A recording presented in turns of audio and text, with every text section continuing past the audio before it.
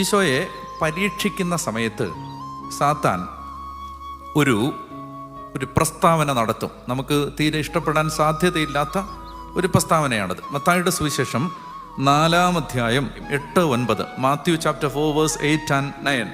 വീണ്ടും പിശാച് വളരെ ഉയർന്ന ഒരു മലയിലേക്ക് അവനെ കൂട്ടിക്കൊണ്ടുപോയി ലോകത്തിലെ എല്ലാ രാജ്യങ്ങളും അവയുടെ മഹത്വവും അവനെ കാണിച്ചുകൊണ്ട് അവനോട് പറഞ്ഞു, നീ സാഷ്ടാംഗം പ്രണമിച്ച് എന്നെ ആരാധിച്ചാൽ ഇവയെല്ലാം നിനക്ക് ഞാൻ തരാം.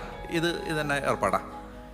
ഈ ഭൂമി സൃഷ്ടിച്ച പ്രപഞ്ചത്തിൻ്റെ വിധാതാവിനോട്, ക്രിയേറ്റർ ഗോഡിനോട് ക്രീച്ചർ പറയാണ്, നീ എന്നെ ആരാധിച്ചാൽ നീ സൃഷ്ടിച്ചതെല്ലാം ഞാൻ നിനക്ക് തരാമെന്ന്. മനസ്സിലായല്ലോ? ഇത് നമുക്ക് അസ്വസ്ഥത ഉണ്ടാക്കുന്ന ഒരു സ്റ്റേറ്റ്മെൻ്റാണ്. കാരണം ഇത് ഈശോയോടാണ് ഈ പറയുന്നത്.